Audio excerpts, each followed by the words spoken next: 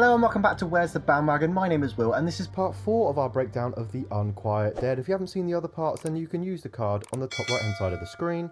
And remember to stick around to the end of the video to find out how you can win these Doctor Who trading cards. Let's get to it.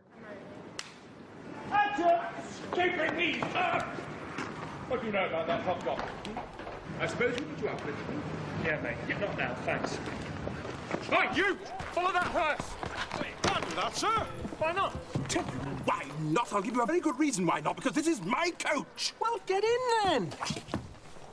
The dialogue in the coach is fantastic. There are several literary jokes made throughout this conversation, but it's not my area of expertise and I don't fully understand them all. The Doctor, after realising he's hijacked Charles Dickens' coach, is overjoyed at meeting the author. The Doctor then goes on to list off a load of his books. When researching, I found some more Doctor Who references for some of them. The book A Tale of Two Cities was scanned by Tosh in the first ever episode of the Torchwood spin-off series. She used an alien artifact that she took home from work. The Ninth Doctor exclaims that, No, the one with the trains, the signalman, that's it, terrifying. The best short story ever written. In the book A History of Humankind, the 12th Doctor would reiterate this by considering the signalman his favourite of Dickens's work. One of the most interesting lines in this episode comes when the Doctor says, She's only 19, it's my fault. She's in my care, now she's in danger. Wow, I think this is the first time that Rose's age is mentioned, and it's shocking to discover that she's so young.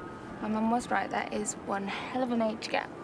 We then get to see a bit of life back into Charles Dickens as he feels a bit of excitement again. Driver, be swift! The chase is on! Yes, sir! This shows that he's willing and ready to jump on any adventure. The coach driving the Doctor and Charles Dickens was originally meant to crash. However, this was taken out as it was too expensive. Rose starts to wake up and the camera focuses on the gas lamp flickering. This creates tension as we have learned that every time the camera shows the gas lamps, the Gelth are coming.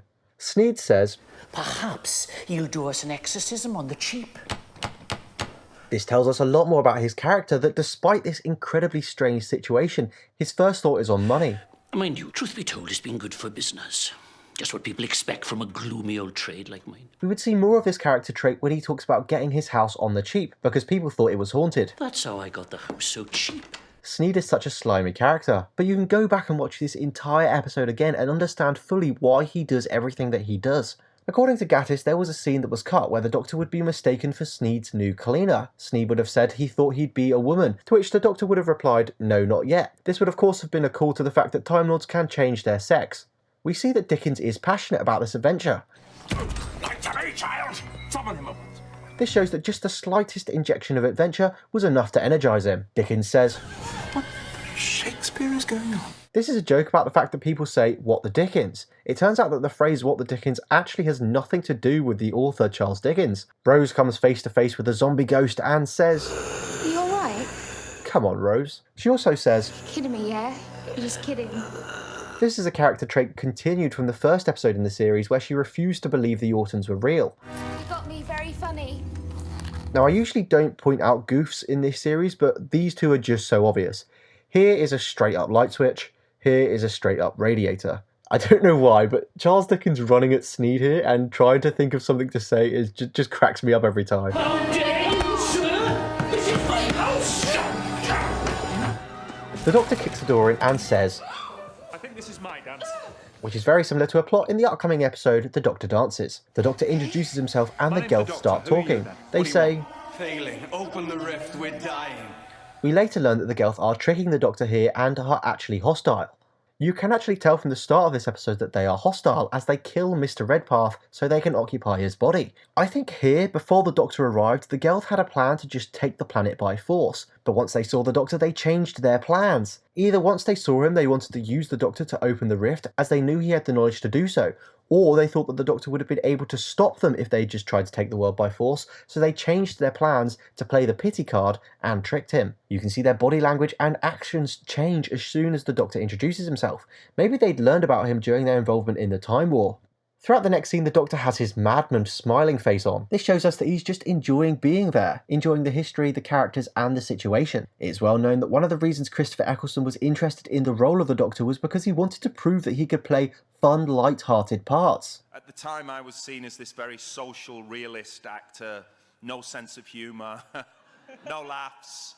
Mark Gatiss was very aware of Eccleston's desire to be seen as a more fun actor, as they had already spoken after Gatiss cast Eccleston in The League of Gentlemen. Chris has a reputation for being very serious, and yet when he did an episode of The League of Gentlemen, and he said, "I'm so glad you've asked me because I'm sick of people thinking I'm invisible."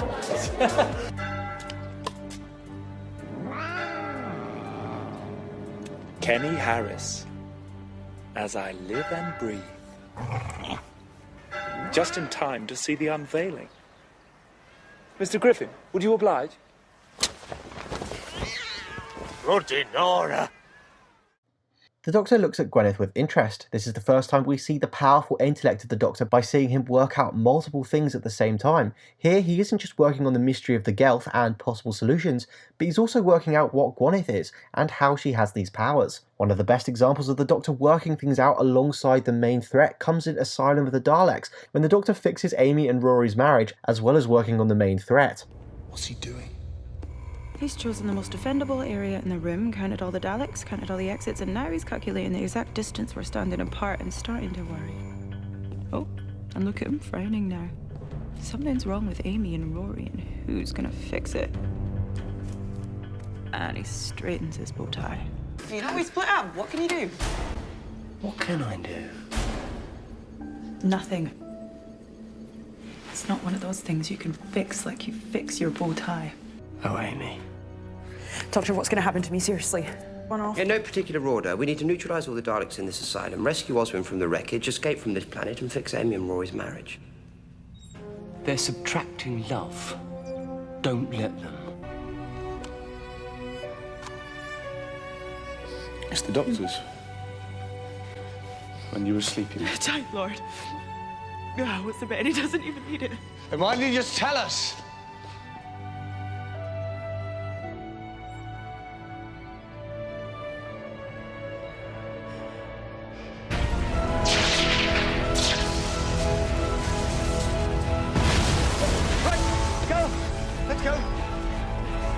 We're good. Let's go.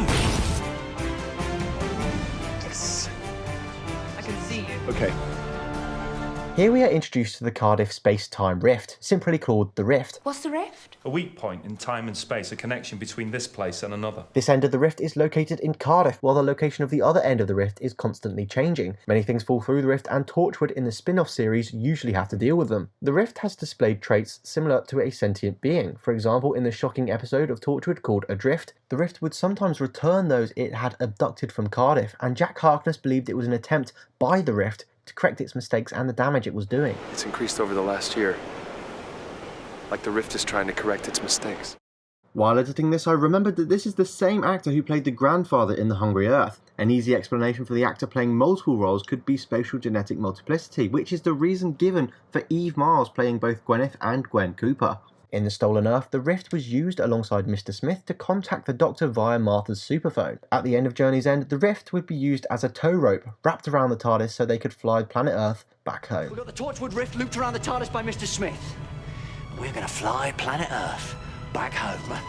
Russell T Davies interestingly said that the Rift closed with the cracks in time when the 11th Doctor rebooted the universe. I can buy fares. However, Torchwood Big Finish audio stories have since shown that the Rift is still active. Unromantically, the Rift was just created for the plot to simplify the Gelth's origins. Similarly, Mark Gatiss said that the word Gelth simply just popped into his head. The Doctor says the Rift is the reason for most ghost stories, and this is an important message early in the run of the show, that supernatural stuff isn't just supernatural stuff, but can be explained with science or sci-fi stuff. For example, these aren't ghosts, they're just gaseous creatures, and for example the ghosts in Hyde are really just a slow lady. The Doctor snaps at Charles after he refuses to admit that this could be anything other than a hoax. This shocks Charles Dickens, who may not have ever had people talk to him like that in this tone. In the next scene, Charles goes off to see for himself. The Doctor apologises, saying, I shouldn't have told you to shut up. I'm sorry.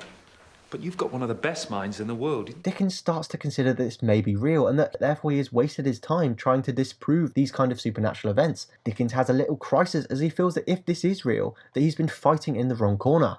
Charles says, Can it be that I have the world entirely wrong? To which the Doctor replies that he's just got more to learn. Dickens would accept this change in mindset by the end of the episode as he becomes excited that there is more to this world to discover. This morning I thought I knew everything in the world. Now I know I've just started. All these huge and wonderful notions, Doctor. faster. The Doctor uses an analogy to try and get Charles and us, the audience, to understand. Perfect home for these gas things. They can slip inside, use it as a vehicle, just like your driver and his coach. Stop it. The Doctor would use these kind of analogies to try and explain concepts to his companions and us in the future. And they've been trying to get through from Brecon to Cardiff, but the road's blocked. In part 1 of the Unquiet Dead breakdown, I pointed out that Captain Jack, after the events of the parting of the ways, went to Cardiff in 1869, which is the same time that the Doctor and Rose are in Cardiff here, in the Unquiet Dead. Kilo Bravo 99 or KB99 commented that Jack may have been told about their trip from when he was aboard the TARDIS and therefore stayed out of the way of the Doctor and Rose in the Unquiet Dead. From the episode Boomtown, we do know that Captain Jack did know about their adventure in this episode, as he has enough knowledge of the Rift to join in with their story. The Rift was healed back in 1869. Thanks to a girl named Gwyneth, because these creatures called the Gelf, they were using the Rift as a gateway, but she saved the world and closed it. So closing a rift always leaves a scar, and that scar generates energy harmless to the human race. But perfect for the TARDIS. So just park it here for a couple of days, right on top of the scar, and open up the engines, soak up the radiation. Like filling a rat with petrol and off we go. Into time and space! Oh my God, have you seen yourselves? Therefore, yes, although Captain Jack was specifically looking for the Doctor and Rose at this time, he stayed out of their way because, I don't know, wibbly wobbly paradoxes or something. And as I'm using your comment in the video, well done Kilo Bravo 99, you've just won a card. Go to the end of the video to see how you can claim it. Don't worry everyone else, you can automatically be entered to win one of these cards simply by subscribing to my YouTube channel. On with the video. Rose and Gwyneth have a scene together. This is a great way of having a little history lesson as Rose and Gwyneth compare their experiences of life and we see differences and similarities. Rose asks, "So, did you even go to school or what?" "Of course I did. What do you think I am, an urchin?" This is the writer showing us that Rose doesn't think Gwyneth is that smart. This would come up again later in the episode as Rose unintentionally is pedantic towards Gwyneth, saying that she doesn't understand and that Rose thinks she should make the decisions for her. You don't understand what's going on. You would say that, miss, because that's very clear inside your head that you think I'm stupid. Gwyneth talks about her mum and dad who died from the flu. We see that Gwyneth is heavily religious and she thinks that when she dies, she will be with them in paradise. But I'll be with them again one day, sitting with them in paradise. I shall be so blessed. They're waiting for me. This message makes her death slightly less dark. Her relationship with her mother also shapes her willingness to help the Gelf. At one point she says that her mum said they were angels. And the angels need me. They've been singing to me since I was a child, sent by my mum on a holy mission. She would continue to call them angels as she helps them. My angels. I can help them live. When she does realise that they aren't angels, she is genuinely broken and completely destroyed by this fact. Liars. As Gwyneth has telepathic powers, she talks about Rose's dad. Gwyneth says, "You've been thinking about him lately more than ever?" I suppose so. This line links to the idea that Rose joined the Doctor because of his time travel abilities. We see in the first episode that she rejects his offer to travel at first, but as soon as he says that he can travel in time, she changes her mind. When we met, I said, travel with me in space. You said no. Then I said, time machine. Gwyneth saying that Rose has been thinking about him more than ever is a nod to the fact that Rose is thinking about asking the Doctor to go back to see her father. Could we go and see my dad when he was still alive? This foreshadows the events of Father's Day. Your wish is my command, but be careful what you wish for. Thank you for watching my video. Don't forget you can win these Doctor Who cards simply by subscribing. Winners are chosen every part 1 video, and you can also win by writing a comment which I use in a video. Here's a reminder of the current cards up for grabs, so Kilo Bravo 99, choose one and write in the comments which you want. I'll be selecting better and better cards the more subscribers I get, so share my video on Reddit and social media and with your fellow Whovians so that we can grow our channel and you can win better cards. The final part will be out in 48 hours. See you then, and thank you for 250 subscribers.